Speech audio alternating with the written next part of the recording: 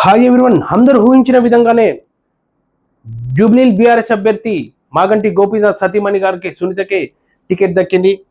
జూబ్లీహిల్స్ అభ్యర్థిగా మాగంటి సునీత, దివంగత MLA Gopinath సతీమణికి ticket.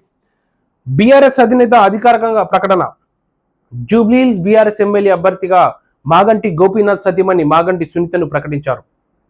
Party అధినేత కేసీఆర్ శుక్రవారం అధికారికంగా వెల్లడించారు. దీంతో గులాబీ లీడర్లో కొత్త జోష్ కనిపిస్తుందని, సిట్టింగ్ ఎమ్మెల్యే మాగంటి గోపీనాథ్ అకాల మరణంతో ఈ స్థానానికి ఉప ఎన్నిక అనివార్యమైన విషయం తెలిసిందే.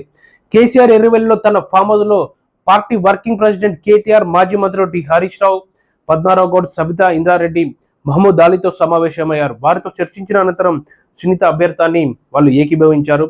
అలాగే అక్కడనే వారికి సునీత గారికి బీఆర్ఎస్ ఎమ్మెల్యే అభ్యర్థిగా ప్రకటించారు. అలాగే కొత్త జోష్ లీడర్లో కూడా కొత్త జోష్ నింపేందుకు కేసీఆర్ గారు, హరీష్ రావు ముందడుగు వేశారు. అలాగే ఇన్ఛార్జీలను కూడా నియమిస్తూ అనుక్షణం జూబ్లీహిల్స్ అభ్యర్థి సునీత గెలుపుకు అందరూ తోడ్పడాలని కేటీఆర్ ఒక ప్రకటనలో విడుదల చేశారు. అలాగే ఈసారి ఖచ్చితంగా బీఆర్ఎస్ఏ జూబ్లీహిల్స్ అభ్యర్థిగా సునీత ఖచ్చితంగా ఎమ్మెల్యేగా అసెంబ్లీలో అడుగు పెడతారని కేసీఆర్ ధీమా వ్యక్తం చేశారు.